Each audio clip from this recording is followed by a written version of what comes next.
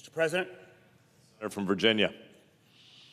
Mr. President. Senator's in a quorum call. Oh, can I ask the proceedings of the quorum call be officiated? Without objection. Mr. President, I'm here today because our elections are still not secured against the threat of foreign interference. After 3 years of our intelligence community, our congressional committees, and some of our closest allies sounding the alarm about foreign election interference, we're right back here where we started because this body has failed to act. To me, it's pretty remarkable. No one in this body would think that the appropriate protections against foreign interference into our power grid should be a partisan issue. No one would advance the theory that protecting our financial system against foreign cyber attacks should be a partisan issue. So why would anyone think or allow the basic protections of the machinery and system of our most essential component of our democracy, our voting system? Why and how has that in any way become a partisan issue? My hope is we can avoid that. Now, some may point to the fact that additional money has been appropriated for state and local election authorities, funds that have been used to upgrade part of our election infrastructure. I'm proud to have been part of the initial efforts to secure these funds ahead of the 2018 elections. And I'm generally supportive of providing additional funding to secure the 2020 elections. But we need to make one thing absolutely clear. Additional funding for election security is a necessary part of securing our elections, but it is not a sufficient defense against foreign attacks on our democracy. Money alone will not solve these problems. Moreover, the funding we're talking about in the CR comes with no guidance or direction from state and local election officials. Listen, I have no interest in trying to federalize what has traditionally been a state and local function. But it is absolutely a tradition that this body sometimes makes voluntary federal funding available only to jurisdictions that meet certain criteria or guidelines. Because the truth is, right now, with no guidelines, if a state or locality wants to use the so-called election security funds to upgrade their machines or systems to the latest, more secure models, they can do that. But they can also buy machinery and equipment that lacks proper security features, that could lack a paper ballot backup. Heck, they could even use these funds to buy the vote here signs and those little stickers that we all proudly wear on Election Day. But the truth, unfortunately, is the problem is not with our state and local election officials. In fact, the decentralized nature of our local election system is actually one of our best defenses against election interference. And the problem is not a lack of policy solutions. Frankly, I think a lot of us on both sides of the aisle, including very good work by folks like the presiding officer, know exactly what we need to do to secure our election infrastructure. We need a voter-verified paper trail for every vote. Everyone should have the confidence that no matter where they vote in America, God forbid there is ever a hack into a machine doesn't work, there is a paper ballot backup so that every vote will be accurately counted. We need to make sure as well, just as in any major operation, that we have post-election audits. And we can and must do more to secure our voter registration systems.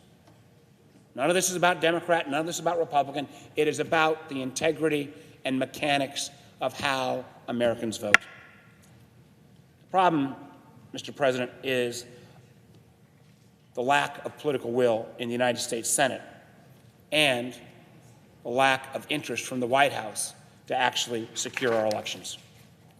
The truth is, until the majority leader allows this kind of bipartisan election security legislation to proceed, our elections will remain vulnerable to manipulation by foreign actors. And I firmly believe that on these bipartisan bills, that, for example, Senator Langford has been one of the leaders on, that this legislation would get 75 or 80 votes even in our divided Senate. Now, you don't have to take my word on the nature of the threat. Every one of our intelligence agencies are continuing to warn us that Russia will be back in 2020, and we're running out of time about doing something about it. Matter of fact, Robert Mueller, who led the investigation into with the special counsel's efforts, testified under oath that Russia is attempting to undermine the 2020 elections, quote, as we sit here. For almost 3 years, senators from both parties have worked on legislation to make sure that we're ready for the threats our democracy will face in 2020, both from Russia and, unfortunately, from other bad actors who are adapting Russia's playbook because they saw how successful Russia was in 2016, both successful and in a relatively inexpensive way to disrupt our system, in many ways pit us against each other. And yet, the Senate has not brought up a single piece of election security legislation, not a single vote, not a single markup. The bills we're proposing are largely bipartisan. We're talking about straightforward, low-hanging fruit that in normal times would have overwhelming, if not unanimous, support. We need to pass legislation that secures our election infrastructure with the tools that I just laid out: paper ballots, post-election audits, and enhanced cybersecurity for election systems. We're saying as well that the Department of Homeland Security and local election officials should be able to talk to each other in a classified setting so they can know the threats they're facing. We're saying that if local election officials have reason to suspect that a serious cybersecurity incident has occurred, they need to alert the appropriate federal officials. And if true, appropriate congressional officials need to know as well. I also believe we need that online ads follow the same rules that TV, radio, and print advertising. If you're seeing an election ad that was produced or bought in St. Petersburg and paid for in rubles, I think Americans have a right to know. We're saying that if Russia attacks our elections again, or any other foreign power, they should immediately face sanctions. Of all things, you'd think the president would be willing to punch back against an attack on the sovereignty and integrity of the United States electoral system. And finally, we're saying that if a foreign party reaches out to your campaign offering dirt on a fellow American, the appropriate response is not to say thank you. The appropriate response is call the FBI. The DHS motto that if you see something, say something needs to apply in terms of interference in our presidential elections. The truth is, what happened in 2016 will happen again in 2020 if we're not prepared. That's why we cannot allow election security to become a partisan issue. I've spent a lot of time working with my Republican colleagues on these bills, and I want to particularly recognize the presiding officer who has really been one of, if not the leading voice on these bipartisan efforts to secure Elections Act. And I know he's been working relentlessly on finding a way to help get this legislation to the floor, and I thank him. Because these are common sense, substantive proposals that will make our democracy more secure against foreign attack.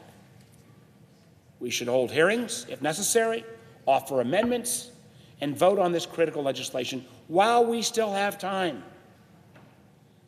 That's what we were sent here to do, and that's what we must do if we're going to secure our democracy in 2020. Now, Mr. President, I want to switch subjects for a couple brief moments and turn to protections for people with pre-existing medical conditions, because these protections are under threat by this president.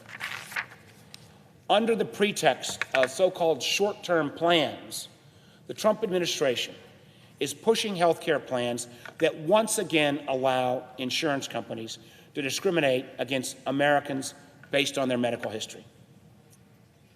These skinny plans, or how I refer to them as junk plans, also undermine the Affordable Care Act's requirements that insurance cover things like emergency room visits, maternity care, and other essential benefits. Let me be clear. The reason that this market has suddenly been flooded with these junk plans, many cases advertising in low-income markets that these are ACA or Obamacare plans, is not because Congress passed any law. The president tried and failed twice to pass legislation ending these protections for folks with pre-existing conditions. And since they couldn't get their way in Congress, now they're using executive action to try to undermine the Affordable Care Act. Mr. President, I've introduced a resolution under the Congressional Review Act which would stop this deliberative effort to destabilize the health insurance market and weaken protections that Americans count on. And today, I'm filing a discharge petition so that it will bring this resolution to the Senate floor for an up or down vote.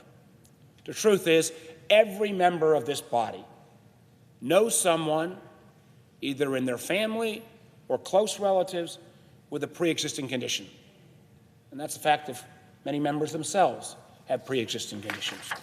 In Virginia alone, more than 1 million people live with pre-existing conditions. Before the Affordable Care Act, an insurance company had every right to deny these individuals coverage, charge them unaffordable premiums, or, when they got that condition, terminate their plan. I think we all agree we can't go back to those days.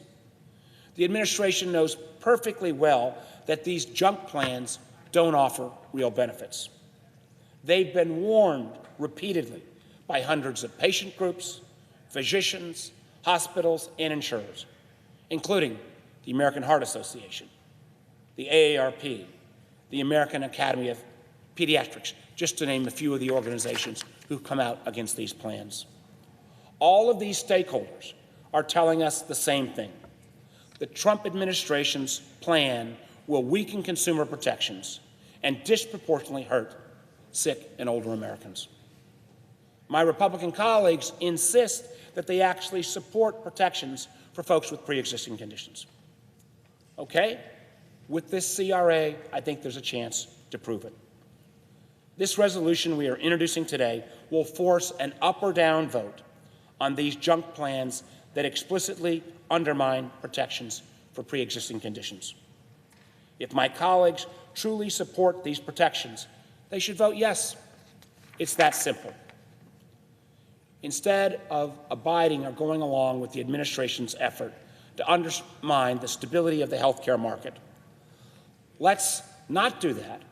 Let's go back to the ACA. Let's look at fixes where there were mistakes made. Let's look about how we can work together on better access to affordable health care. I know the committee I serve on, the Finance Committee, has taken, I think, at least a first step. I hope there'll be more in terms of putting some reasonable constraints on drug prices, where it is not fair or right that Americans pay more for drugs than anyone else in the world and, in a sense, subsidize the R&D for the whole world. There are a host of areas where we can find agreement. But let's make sure that the one part of the ACA that I think everyone agreed to was this notion that folks with pre-existing conditions should not be prejudiced against. I think this CRA will allow the Senate to go on record on this critically important issue. I look forward to the opportunity to have this voted on, debated when we come back from the break. And with that, Mr. President, I yield the floor and note the absence of a quorum. Clerk will call the roll. Mr. Alexander.